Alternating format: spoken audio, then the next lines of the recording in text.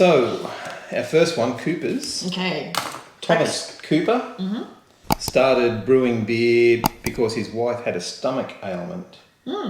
And the beer was so good that family and friends said, "You've got to do this for a living." And Cooper's and Sons was born. Okay. Yeah. Well, this is not a fun fact, but this is actually a true fact, is that when my mother was pregnant with me, she had to drink dark beer. Oh, she had to drink dark Yes, beer. the doctor actually prescribed it because of the iron content. Why can't we have 1960s doctors today? I know. Why can't we go back to the 1500s when we were the brewers and the sellers of beer? Yes. Oh, because then you'd be tried as witches. Oh, well, maybe not. No, you can't get away with that today. No. Okay, keep going. Yeah. The brewery was started in 1862 and it's still family owned. There are still Coopers at the head of the company. Nice. That's sixth generation. Wow, Yeah. that's pretty big. So still an Australian owned company and one of the most popular beers in Australia. Okay. You don't agree? I don't know. I've never had a Cooper's. Okay. Never had a Coopers. I don't think I have. Oh, okay. Coopers, they're based in South Australia, and I've known a few sand gropers in my day. And there's always What is a sand groper? Oh, it's just the name that you call people from South Australia. Oh, okay. Yeah. So, like, Queensland's a Cane cane toads. toads and New South Wales, New South Wales are cockroaches. cockroaches.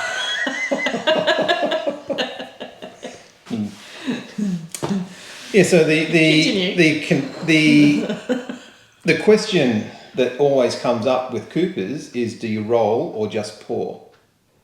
Oh, Because they're bottle conditioned beers, which means that they ferment the beer, yeah. and when they put it into the bottle, they also put a little bit of sugar in there with Oh, yeah, I've read that, a new charge of yeast, Yep. so that it actually carbonates in the bottle, the same way that home brewers do. Yeah, exactly. So they've never moved past that home brewing I was going to process. say, hence the home brewing process, and they're very popular with the home brewers. Yeah. So hence they're very popular, and they're the star kit really with the home brewers, aren't they? Well, I've got a Cooper Sparkling Ale Yeah. sitting out the back Yeah. that needs to be tested tomorrow and potentially thrown in the fridge for cold crashing and then into the keg. And So if you Enjoy. sorry, we're just going to do a bit of a segue moment here because we're talking about the Coopers, and you said we've got one there. It's got to go cold crush. yeah, If you don't have that facility to cold crush your beer, yeah. how does it work? How do you do it? There's a couple of different things you can do. You can just wait. So all cold crashing does is it makes the yeast go dormant, and when they go dormant, they sink down to the bottom of the fermenter, so it clears the beer out. Oh, so if you're in a warm temperature or humid temperature, say Darwin or Queensland, like up that way, Northern Queensland, and you don't have the facility to cold crush, you just got to wait for the You can wait, yeah. just for Or Which there is are like weeks, there are certain months. things called thinnings that you can put in there. Some of them are chemicals, and I don't like using them because they're a chemical, like a two-part. You put one chemical in and you stir it, Oh. and then you put another chemical in, and then that. But I like beers without chemical. Yeah, so do I. Or another way of doing it is you can put gelatin in there, and then the gelatin attracts the yeast and It's sinks to the bottom. but it's a sugar. Gelatin is a sugar. No, gelatin is what makes jelly go thick and set. Oh, okay. Yeah, glucose is the sugar. Okay. Yeah. No, gelatin, you can use that, but again, I don't like using it. I'm lazy. The less I've got to do to my beer, the better. And picking it up and putting it in the fridge is a lot easier than mixing up gelatin. Yeah, I know, but still, people out there Yeah. who don't have the extra fridge to Yeah. chuck a Yeah. whatever in the fridge. The other reason I don't like doing it is every time you open your beer up, every time you open your fermenter up to do something and pour something in, you risk oxidation. Okay. Oxygen getting into your beer. So my preference, if we didn't have a fridge that I could put it in, would be just to leave it. Okay. Yeah. Yeah. Just leave it an extra week. The yeast will eventually settle out. Okay. Cool. The other thing you can do is buy a yeast or use a yeast that's got a high flocculation grade. So what that means is the yeast, when it's done, by itself just falls out of solution. Oh, okay. So some yeast I was are going to ask you what that meant, Yeah, but yeah. hey. some yeast that have got low flocculation, which means it takes them a long time. Others are high flocculation, which means that they'll fall out really quickly. Cool. Yeah. All right, let's get back to the Coopers. I think that's our first tangent. Again. We're going plenty of tangents. Yeah, so he started the company up, sixth generation, I think I've already said. You did. Yeah. So you go to their website and the website says roll. Roll. You're supposed to roll the beer. Oh, roll. So what does roll the beer mean? Turn it on its side. Of course, all the yeast and stuff is settled down on the bottom So why do you want all that up the top? because it's good for you. Oh my God, no. Oh, I suppose, yeah, when I drink Guinness, I shake my can. Well, not shake Well, no, but I turn it. Guinness will be filtered or No, or the crashed. Guinness, they have the little ball in Oh, that's only nitrogen. That's what makes it go nice and foamy. Like it The comes off ball? the draft, yeah. Oh, okay. I thought it was so to mix the beer up. No, that's the nitrogen charge. Yeah. There you go. Learn something new Yeah. every day. I am such a Yeah. doobie. So, like I was saying the other night when we're doing this, originally with beer, they would put the dregs, what we call the dregs, which is the yeast and the Yeah, all the nasty stuff. the trube and all of that, that's at the end of the fermentation, they put that into stews because it's good for you. Yeah. It's healthy. So why are we drinking it now? Because it's healthy. All right. It's a healthy beer. Yeah, I know. Well, obviously the stouts are healthy because they've been using it for medicinal purposes for centuries. Yeah. Ooh. Not a lot of head. Look at the colour. I don't think The head's come through. yeah, it's come up and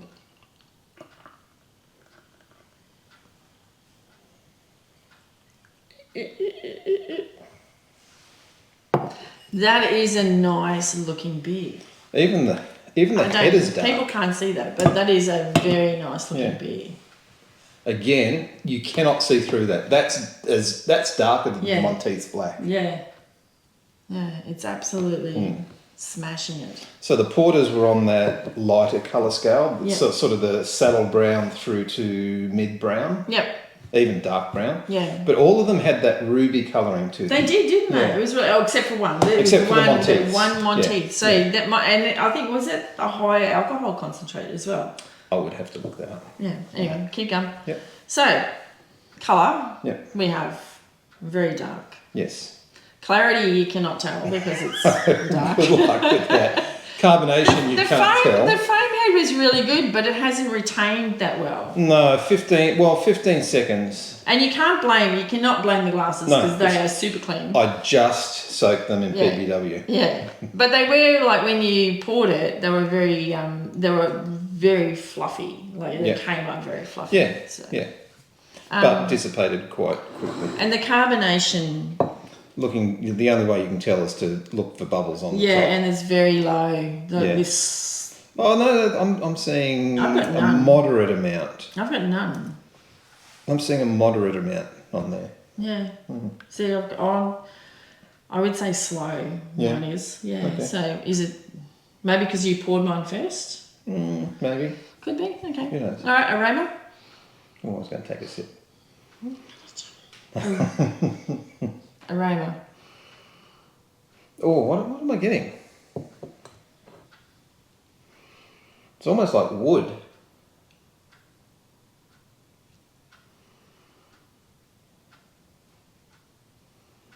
I'm getting biscuit. Yeah.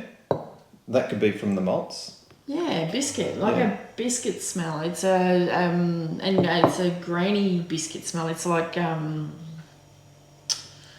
was going to say like ginger biscuits, Yeah. ginger nut biscuits, but it's not because you can't smell the ginger. But that biscuity, There's a Anzac biscuity smell. Yeah. You know the Anzac biscuit stout it's not an Anzac biscuit stout, it's an Anzac biscuit dark ale Yeah. that I brew. That has a malt in it called biscuit malt because it gives you those biscuity flavours.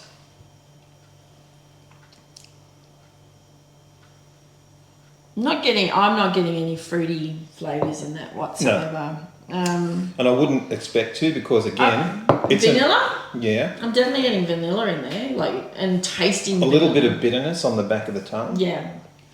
A lot of these are old world, what I would call old world stouts. Well, yeah. Yeah, all 1800s, except that one. Even that's a London. Young's is a London brand. Yeah. 18. It's on the back here. 1831. Yeah, It's actually old. It's older than what we were drinking last night. nearly 200 years old. Yeah. So yeah, they're what I would call old world stouts. So they're very traditional stouts. They've kept true to the recipe. Whereas the younger breweries are trying to mix it up and do funky things. So I've got to ask with the darker beers, is there hops in it? Yeah, there is. Yeah. But there's a hops in a mixed malt. The hop flavours, so that there's a little bit of bitter hops brings in the here. bitterness into the beer, doesn't it? Yeah, hops that are added early, and so I will organise my thoughts for a second. After you've finished your mashing, which is when you extract all of the sugars from the grain, you boil the wort. And you generally for around about 60 minutes. You want to boil it for a couple of reasons. One is that it gets rid of some of the proteins. Yeah. Because you don't want proteins in your beer.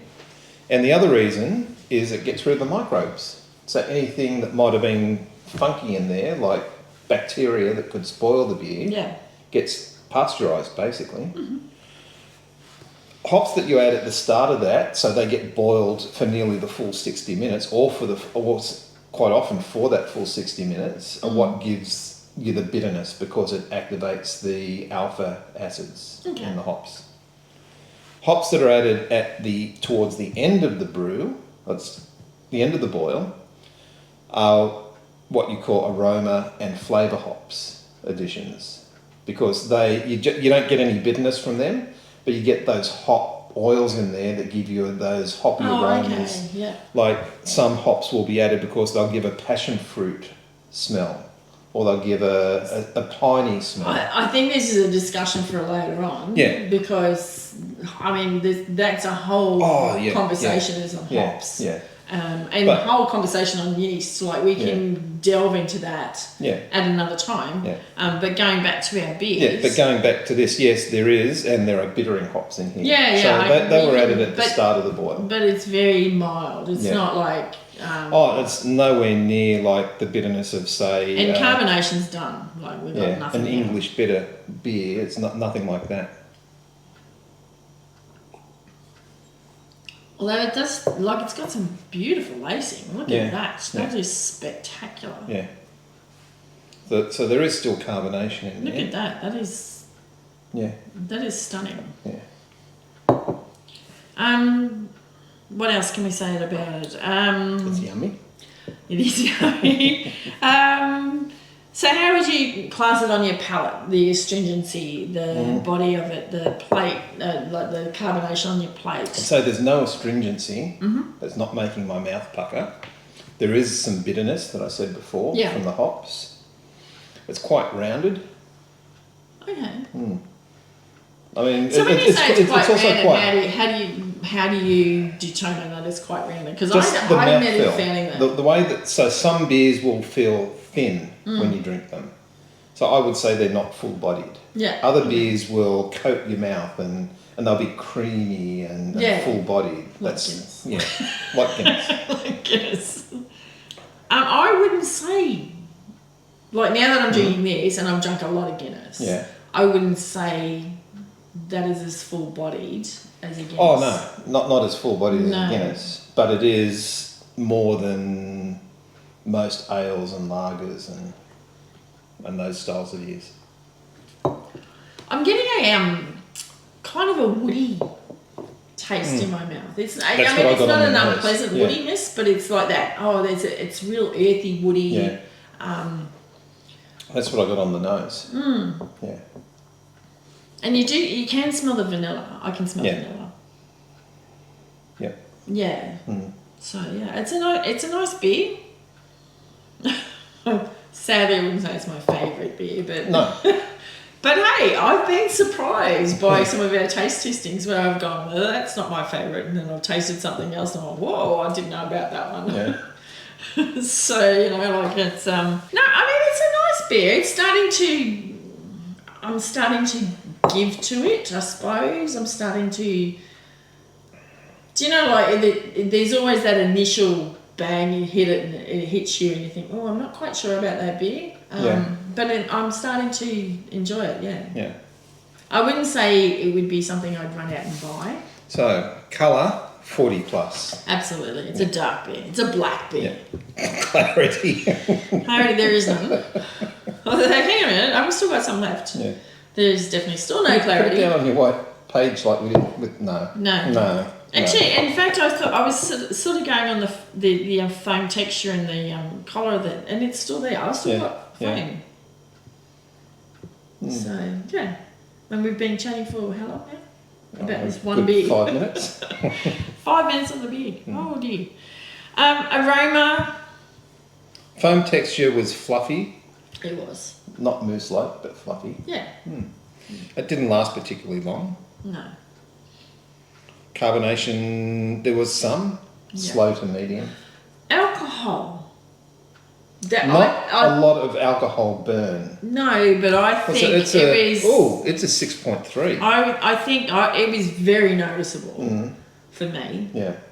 Yeah. I wouldn't have thought so. I got the bitterness more than I got the alcohol. Okay. No, I noticed the alcohol. But that's a 6.3 ABV, 1.9 standard units in the bottle. So we're already a drink down. 2 drinks. A few more beforehand. But if we go into the aromas, I smelt like a bready, woody. I got vanilla. Wood. Yeah. Sort of the smells, and then it sort of came into the taste as well. Like that sort of came through in the taste. And then you got graininess. Oh no, breadiness. Breadiness, yeah. But that bready, like not so much the smell of bread. Yeah. I didn't get the smell of bread, but I certainly got the taste of bread. Yeah. Alcohol, I'd say detectable. We just did that. Yeah. Oh. Okay. We just talked about I'm going through the top bit. And there you go, flavour. Okay. Malt sweetness was low. I wouldn't have said that's not a cloying beer. It's not an overly sweet beer. No. It's actually, when you talk about malty and hoppiness, it's very well married. Yeah. It's very balanced. Yeah. It's not hoppy. It's not malty. It's just quietly balanced together. Yeah. And that's how I found it anyway. Palate carbonation. Actually, I thought that was probably medium. Yeah. There was a fair bit. It was more than effervescent, but it wasn't bubbling in your mouth. Yeah. Any oxidative? No, none of them. No. So we're following on our sheets from last time, which is a really cool sheet. So if you want to like taste a beer and you want to get into that whole taste. If you want to follow along, craftbeer.com.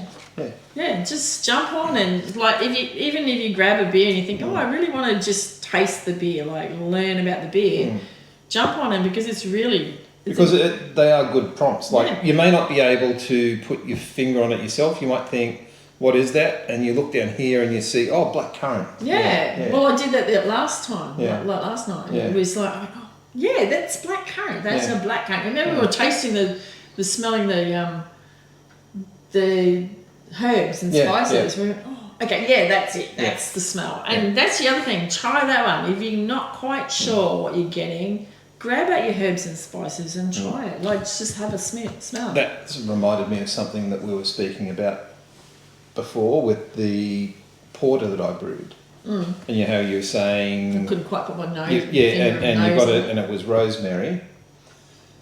And... we said, Pozieres porter. Pozieres named after a World War I battlefield. Yeah. Where did rosemary come from? World War I battlefield, Yeah, the soldiers brought it back to Australia with them after the war, and then it was grown in every backyard. Yeah. And now it grows wild. Yes, very hardy. Yeah. Very hardy plant. Yeah. So that's where rosemary comes from. It comes from the boys in World War I. They used it to flavour their meals. I'd be surprised. I don't know whether there's a study on it, but to see what the medicinal purposes of rosemary would be interesting. There must have been a study done. I mean, Of course. they do studies on pretty much everything these Yeah. days. But we're studying beer tonight. Yeah. So, okay. Yep.